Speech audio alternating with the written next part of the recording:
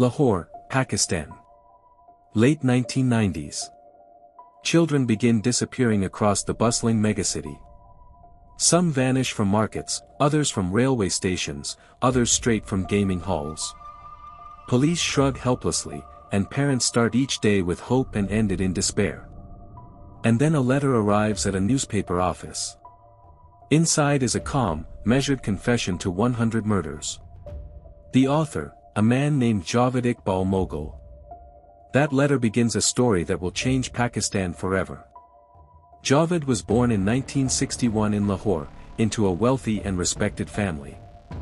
His father, Muhammad Ali Mughal, owned a steel pipe factory and several shops. His mother, Zora Parveen, managed the home and raised 9 children. From childhood, Javed was different, intelligent but withdrawn, hot-tempered, vain. He was easily offended and could not tolerate losing. His brothers later said he loved authority, rejected disagreement, and manipulated even his parents. Despite the conflicts, he studied well and began helping his father early. By his university years, he already had his own metal recycling workshop. To those around him, he looked like a successful, energetic young man. But inside, something darker was growing, a sense of alienation and bitterness toward the world. In the late 1970s, Javed found himself at a political rally. When police began dispersing the crowd, he was severely injured and spent months in the hospital. Those months changed him, physical pain, isolation, and a sense of injustice blended into one. After he recovered, he was no longer the same. He grew colder, more suspicious, avoided people. Friends drifted away, his parents worried but could not intervene. When his father tried to arrange a marriage, Javed agreed, more out of calculation than emotion. His first marriage ended in months. The second lasted a year. Both wives left, unable to endure his personality and unexplained fits of rage. He remained alone, sinking deeper into a world where power over others became the only meaning. By the 1990s, Javed had a reputation as an eccentric, unpredictable man. He opened video game halls, repair shops, even dreamed of a school. But all these ventures served one purpose: control. Police detained him several times for inappropriate behavior toward children, yet each time he walked free. Lack of evidence, influence of a wealthy family, whatever the reason, it reinforced his sense of immunity. And that became the turning point. In 1998, several dramatic events struck his life. He was attacked and fell into a coma for several weeks. After waking, he remained partially paralyzed. His mother cared for him, but months later died of a heart attack. Her death broke his psyche. In his diary he wrote, "My pain killed my mother. And I will make others suffer for the pain I lived through." On November 30, 1999, a letter arrives at the Daily Jang newspaper. Javed Iqbal claims he has taken the lives of 100 boys in 5 months. He describes their ages, circumstances, his motives. He says he acted alone, to avenge his mother and punish society. At first the letter seems like a hoax. But within days, police visit a house on the outskirts of Lahore. What they find stuns everyone. A room filled with logs, diaries, children's clothes, photographs. Notebooks with names and dates. This is no hoax. This is a confession backed by evidence. When the story reached the press, the country fell into shock. Protests erupted across Lahore. Crowds demanded his execution. But Iqbal remained calm. On December 30, 1999, he walked into the same newspaper office and said, "I came to surrender. I don't want to be killed before trial." Journalists called the police. To prevent mob justice, officers covered his face and escorted him out through a back entrance. Along with him, they arrested 3 teenage accomplices. Thus began one of the most sensational trials in Pakistan's history. The courtroom was overflowing, journalists, victims' families, activists, onlookers. At the center sat Javed Iqbal, calm, neatly dressed, smiling. He answered questions without emotion. At times he joked, at times debated with prosecutors. He seemed as if he were playing a role. When the charges were read, he nodded and said, "If I had wanted to, you would never have caught me." Silence filled the room. Prosecutors presented evidence, diaries, victims' belongings, witness statements. Psychiatrists found no insanity. He understood his actions and the consequences. On March 16, 2000, the court sentenced him to death. The sentence followed the principle of Qisas, an eye for an eye. But the country erupted. Some demanded a public execution, others called such punishment barbaric. UN Special Rapporteur Asma Jahangir said the verdict awakened fascist instincts in society. The Islamic Ideology Council insisted executions must preserve human dignity and urged leniency.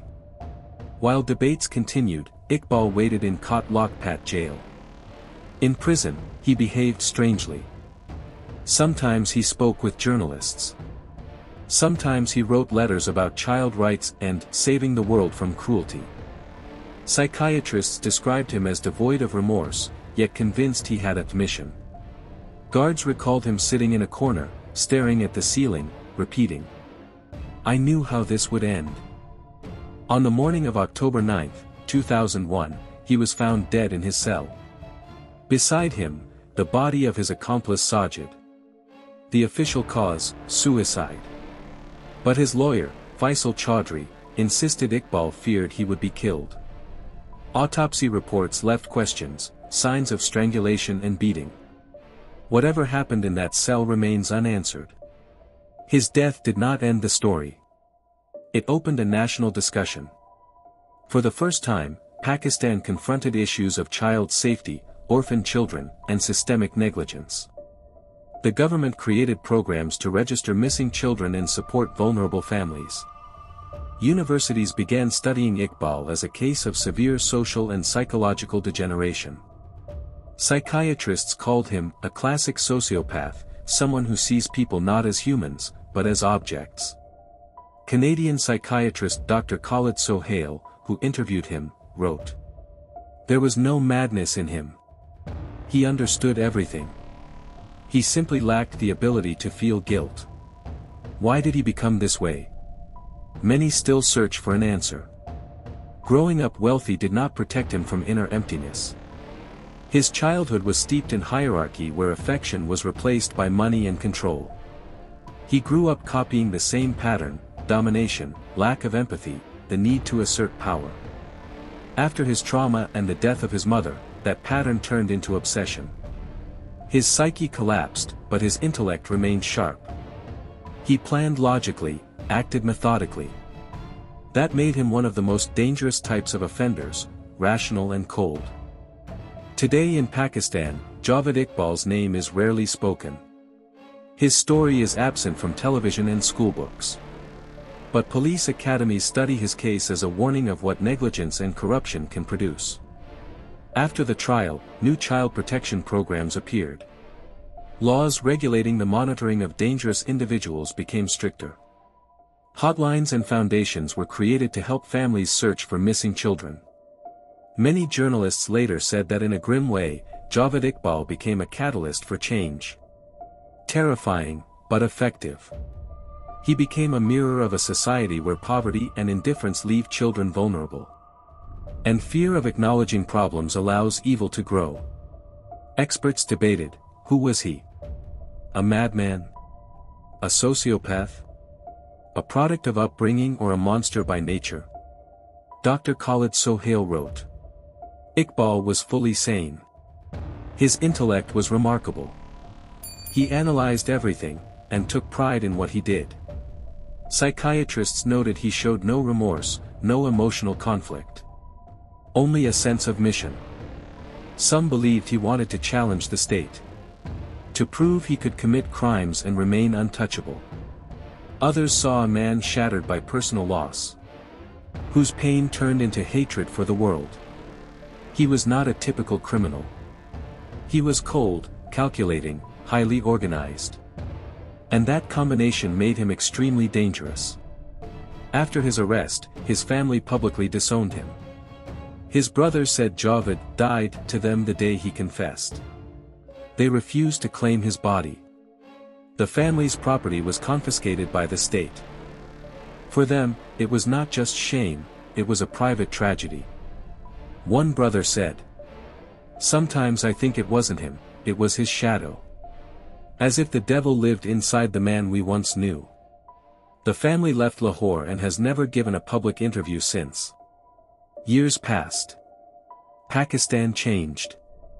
New generations, new challenges, new heroes. But Iqbal's story did not vanish entirely. Journalists and documentarians tried to reconstruct the events. But many files were destroyed or classified. Some copies of his letters survived in archives. Police still keep his diaries, pages of neat handwriting. Each name and date recorded with chilling precision. Some of his former assistants later said he had an uncanny ability to dominate people. He never raised his voice, yet his calmness was more frightening than any threat. Over time, criminal psychology researchers revisited the case. For them, Javed Iqbal became a rare example of a rational serial offender with high intelligence. He did not seek money, pleasure, or fame. He acted not for personal gain, but for an idea, distorted, yet systematic. He did not see himself as evil. He saw himself as a judge, punishing the world. One psychiatrist said, "He did not hate individuals, he hated humanity." That made him not just criminal, but philosophical.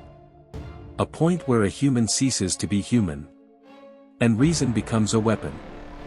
Pakistan struggled to recover. Parents feared letting children outside for years. Newspapers wrote that the fear of Iqbal symbolized a collapse of trust. Trust in authority, in neighbors, even in one's own judgment. Writers and filmmakers attempted artistic portrayals.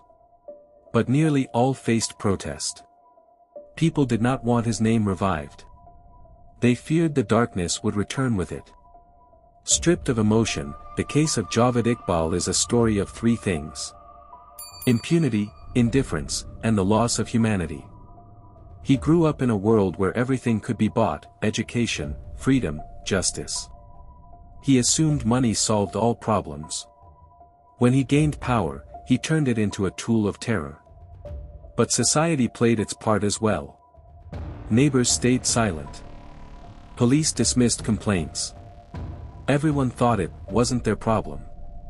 And from that silence grew a tragedy that cost countless lives. Today, decades later, his name no longer makes headlines. But the lesson he left behind remains. He showed how dangerous a society becomes when people stop noticing one another. When poverty becomes invisible. And children become expendable. After his case, Pakistan saw the rise of child protection movements. Volunteer groups, journalists pushing for accountability. So that no child's disappearance is ignored again. For many families it cannot bring back what was lost. But the memory of the tragedy became a reminder. Without compassion and vigilance, there is no future. The story of Javed Iqbal is not just a chronicle of crimes. It is a story of human blindness. Sometimes evil does not come from outside. It grows nearby, in a house down the street. In someone everyone considered odd but harmless. It feeds on silence. Grows through indifference. And becomes stronger than any law. Pakistan needed years to understand that evil must be fought.